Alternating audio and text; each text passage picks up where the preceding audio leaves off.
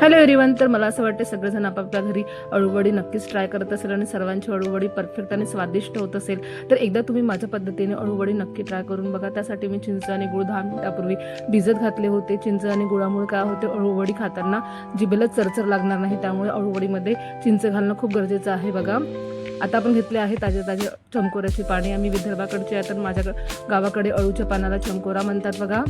आणि चमकोरा वडी म्हणूनच फेमस आहे आमच्याकडे. छान पानं घेतलेली आहे. सकाळी मस्त थंडी आणि सकाळची ऊन माझ्या किचनमध्ये हिवाळ्यामध्ये मस्तपैकी मॉर्निंगची ऊन येते बघा.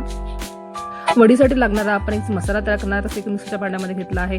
अर्धा चमचा जिरं, अर्धा चमचा सोप, अर्धा चमचा ओवा, अर्धा चमचा धने घेतलेले आहे. 5 ते 6 आपण लवंगा घेतलेल्या आहे. दालचिनीचे छोटे छोटे 3 तुकडे घेतलेले आहे. 10 ते 12 काळी मिरी घेतलेली आहे. हळद घेतलेली आहे. धनापूड, तिखट, चवीनुसार मीठ घेतला आहे.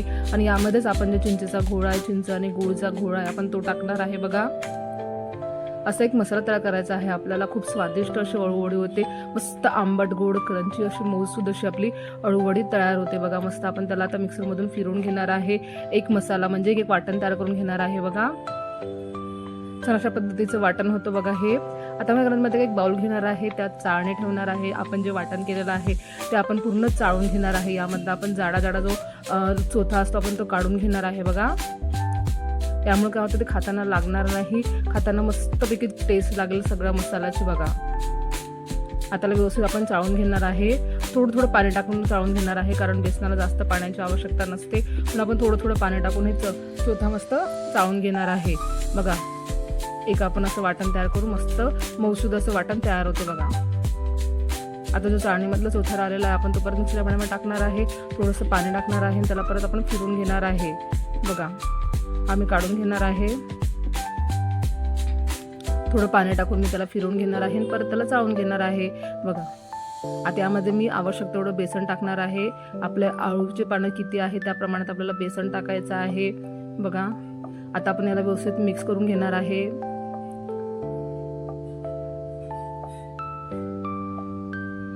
छान आपण बेसन मिक्स करून घ्यायचं. त्यामध्ये एकही गुठळी नसली पाहिजे बघा. छान एकदम मस्त. आणि याच कन्सिस्टन्सीमध्ये आपल्याला बेसन भिजवायचं आहे. जर तुम्ही घट्ट बेसन भिजवलं तर अळूवडी पण आपली कडक होईल बघा. मी तुम्हाला दाखवते. या कन्सिस्टन्सीमध्ये आपल्याला बेसन भिजवायचे आहे. आता अळू पाणी घेतलेलं आहे, जे मी पाण्याने स्वच्छ धुवून घेतली होती. त्याची आपल्याला देठ काढून घ्यायची आहे. मागचा जो कडक भाग आहे तो आपल्याला अशा पद्धतीनं काढून घ्यायचा आहे बघा. आणि पान आपल्याला असं उलटं करायचं आहे. त्यावर आपल्याला आपण जे सारण केलं आहे बेसनाचा आपण तो थोडं थोडं लावणार आहे. जास्त आपण बेसन लावणार नाही आहे, नंतर काय होते अळूवडीमध्ये बेसनाचं प्रमाण जास्त होऊन अळूवडी आपली कडक होऊ शकते. म्हणून आपण असं पतलं पतलंच बेसन लावणार आहे बघा. त्यामुळे काय होतं, मस्त आपलं बेसन जेव्हा आपण शिजवतो वाफवतो अळूवडी तेव्हा बेसन फुगतं आणि मस्तपैकी एक लेअर तयार होतो आणि छान असं क्रंची असं अळूवडी तयार होते फ्राय केल्यानंतर बघा. मी अशा पद्धतीने पानं एकावर एक ठेवून बेसन लावून घेतलेलं आहे पातळ पातळ. आता मी 4 साईड असे दाबून घेणार आहे आणि अशा पद्धतीने रोल करणार आहे. सर्वजण आपापल्या परीने रोल करतात. मी अशा पद्धतीने रोल करते बघा. यामुळे काय होतं, आपण जे बेसन लावलेलं आहे ते बाहेर पडणार नाही आणि व्यवस्थित रोल केला जातो बघा. छान मी 4 साईड असे दाबून घेतलेले आहे. आता रोल करताना मी वर थोडं थोडं लेअर लावणार आहे बेसनाचा बघा.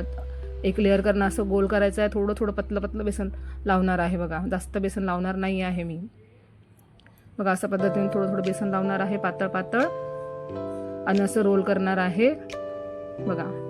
असं आपल्याकडे रोल तयार झालेला आहे. अशा पद्धतीने मी दुसरा रोल पण तयार करून घेतलेला आहे. आणि मस्त आता मी वाफवायसाठी पाणी गरम करून ठेवलं आहे. आणि आता हे रोल मी जे आहे ते वाफवून घेणार आहे बघा. आपल्याला पातळ पातळ बेसन लावायचं आहे. जास्त घट्ट बेसन लावायचं नाही आहे, कारण बेसन जे आहे ते वाफवल्यामुळे फुलतं थोडंसं बघा. छान असं सूर्यकिरण माझ्या घरात येत आहे. पहाटची छान अशी ऊन येते माझ्या घरात बघा. आता मस्तपैकी आपलं अळूवडी वाफवून झाली होती. आपण त्याला आता चेक करणार आहे. मध्ये चेक करायचं आहे आपल्याला. मी टूथपिकने चेक केलेलं आहे बघा. तुम्ही चाकूने पण चेक करून घेऊ शकता बघा. आता मी अळूवडी काढून घेणार आहे आणि आपल्याला हे पूर्ण गार करायचं आहे. थंड झाल्यानंतर काय होते, त्याच्या वड्या व्यवस्थित पडतात. जर तुम्ही असं गरम केला तर व्यवस्थित वड्या पडणार नाही. त्यामुळे थोडंसं गार करायचं आहे त्याला. मी पूर्णच गार करून घेते, कोमट पण ठेवत नाही. पूर्ण थंड करायचं आहे आपल्याला अळूवडी.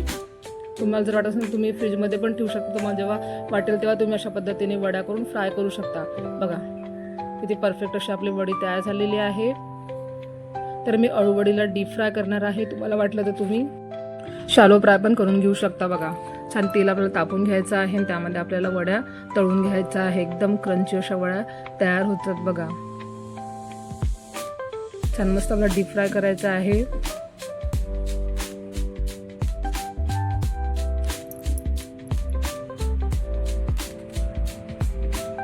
बघा आपल्या वड्या तेलात सुटल्या पण नाही आहे. परफेक्ट अशा आपल्या अळूवड्या तयार झालेल्या आहे. टेस्टला मस्त आंबट गोड आणि तळल्यानंतर एकदम क्रंची अशी रेसिपी आहे. बघा एकदम परफेक्ट अशी आपली अळूवडी तयार झालेली आहे. अशाच पद्धतीने मी माझ्या बाकीच्या सर्व अळूवड्या तळून घेतलेल्या आहे आणि जाळीवर ठेवल्या. यामुळे काय होते जर एक्स्ट्रा तेल असेल ते निथळून जाते. बघा तर तुम्हाला माझी आजची रेसिपी नक्कीच आवडली असेल तर माझ्या व्हिडिओला लाईक करा, शेअर करा, कमेंट करा. भेटू नेक्स्ट व्हिडिओमध्ये. बाय.